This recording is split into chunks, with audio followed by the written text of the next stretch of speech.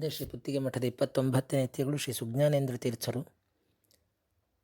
ಶ್ರೀ ಸುಧೀಂದ್ರ ತೀರ್ಥರಿಗೆ, ಶ್ರೀ ಶತಾಯುಷಿ ಸುಧೀಂದ್ರ ತೀರ್ಥರಿಗೆ ಪೂರ್ವಾಶ್ರಮದ ತಮ್ಮಂದಿರಾದ ಶ್ರೀ ವೆಂಕಣ್ಣಾಚಾರ್ಯರು ಮತ್ತು ವಾಗ್ದೇವಿಯಮ್ಮ ಇವರಿಗೆ ತೀರ್ಥಹಳ್ಳಿ ಮಠದ ಮೇಲ್ವಿಚಾರಕರಾಗಿ ತೀರ್ಥಹಳ್ಳಿಯಲ್ಲಿ ಇದ್ದರು.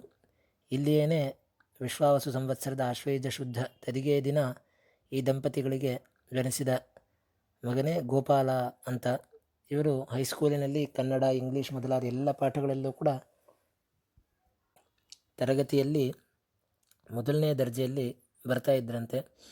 ಮುಂದೆ ಇವರಿಗೆ ಕಾಳಯುಕ್ತಿ ಸಂವತ್ಸರದ ಆಷಾಢ ಶುದ್ಧ ಸಪ್ತಮಿಯ ದಿನ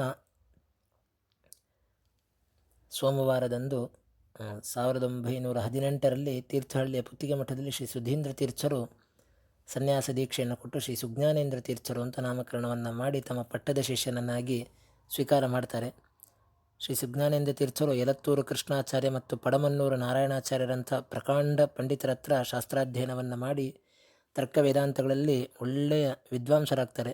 ಇವರು ಶ್ರೀ ರಾಜೇಂದ್ರ ತೀರ್ಥರಂತೆ ಚಿಕ್ಕ ವಯಸ್ಸಿನಲ್ಲಿ ಮೈಸೂರ ಅರಸರಿಂದ ವಿಶೇಷತಃ ಸನ್ಮಾನವನ್ನು ಪಡೆದಿದ್ದರು. ಅದಮಾರು ಮಠದ ಶ್ರೀ ವಿಬುಧಪ್ರಿಯ ತೀರ್ಥರಿಂದ ಘಟಿಕಾಚಲದಲ್ಲಿ ಸುಧಾಮಂಗಳವನ್ನು ಮಾಡಿಸಿಕೊಂಡರು. ಇವರಿಗೆ ವೇದಾಂತ ಶಾಸ್ತ್ರದಲ್ಲಿ ಅಷ್ಟೇ ಅಲ್ಲದೇನೆ ವೈದ್ಯಕೀಯ, ಜ್ಯೋತಿಷ್ಯ ಶಾಸ್ತ್ರಗಳಲ್ಲೂ ಕೂಡ ಪರಿಣಿತಿ ಇತ್ತು. ಆಯುರ್ವೇದದಲ್ಲಂತೂ ಇವರು ಸಿದ್ಧಹಸ್ತರು ಅಂತ ಪ್ರಸಿದ್ಧರಾಗಿದ್ದರು. ದೇಶದಲ್ಲಿ ಅನೇಕ ಜನರಿಗೆ ವೈದ್ಯಕೀಯ ಚಿಕಿತ್ಸೆ ನೀಡಿ ಕಾಯಿಲೆಗಳನ್ನು ಗುಣಪಡಿಸುವ ಮೂಲಕ ಅಮೋಘ ಸೇವೆಯನ್ನು ಸಲ್ಲಿಸಿದ್ದಾರೆ. ಇವರ ಕೈಯಿಂದ ಚಿಕಿತ್ಸೆ ಪಡೆದು ಆರೋಗ್ಯಶಾಲಿಗಳಾದ ಸಾವಿರಾರು ಮಂದಿ ಇವತ್ತಿಗೂ ಕೂಡ ಇವರಿಗೆ ಕೃತಜ್ಞತೆಯನ್ನು ಸಮರ್ಪಣೆ ಮಾಡ್ತಾರೆ. ಇವರು ತನ್ನ ಹಳ್ಳಿಯ ಮಠವೊಂದರಲ್ಲಿ ಅಪೂರ್ವ ಗಿಡಮೂಲಿಕೆಗಳ ಉದ್ಯಾನವನ್ನೇ ರಚನೆ ಮಾಡಿದ್ದರು. ಶ್ರೀಗಳ ಉಪನ್ಯಾಸ ಅಂತಂದರೆ ಜನರು ಮುಗಿ ಬೀಳ್ತಾ ಇದ್ದರಂತೆ ಶ್ರೀ ಸುಜ್ಞಾನೇಂದ್ರ ತೀರ್ಥರ ಉಪನ್ಯಾಸಕ್ಕೆ. ಇವರ ಒಂದು ತೇಜಸ್ವಿ ಮುಖಮಂಡಲ, ಓಜಸ್ವಿ ಭಾಷಣ, ಪ್ರೇಮಪೂರ್ಣವಾದ ವ್ಯವಹಾರ, ಬಿಚ್ಚು ಮನಸ್ಸಿನ ಮಾತು ಮುಂತಾದ ಗುಣಗಳಿಂದ ಆಕರ್ಷಣೆಗೊಳಗಾಗದ ಜನರೇ ಇರಲಿಲ್ಲ. ಇವರು ವಿಗ್ರಹಾರಾಧನೆ, ಭಗವದ್ಗೀತಾ ಸಾರ, ಸದಾಚಾರ ಸಂಗ್ರಹ ಮುಂತಾದ ಕೃತಿಗಳನ್ನು ಬರೆದು ಉಚಿತವಾಗಿ ಹಂಚಿದ್ದಾರೆ.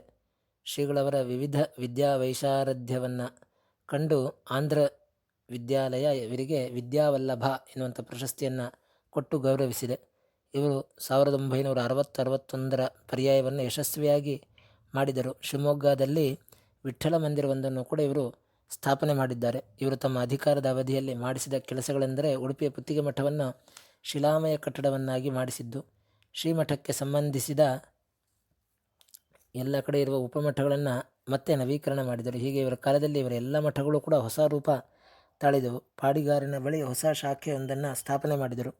ಇವರು 70 ವರ್ಷ ಪೀಠವನ್ನು ಅಲಂಕರಿಸಿದ್ದರು. ಕೊನೆಗೆ ತಮ್ಮ ಶಿಷ್ಯರಾದ ಶ್ರೀ ಸುಗುಣೇಂದ್ರ ತೀರ್ಥರಿಗೆ ಪೀಠವನ್ನು ಒಪ್ಪಿಸಿ ರಾಕ್ಷಸನಾಮ ಸಂವತ್ಸರದ ಆಷಾಢ ಬಹುಳ ದ್ವಾದಶಿಯ ದಿನ 1975ರಲ್ಲಿ ಉಡುಪಿಯಲ್ಲೇ ವೃಂದಾವನಸ್ಥರಾದರು.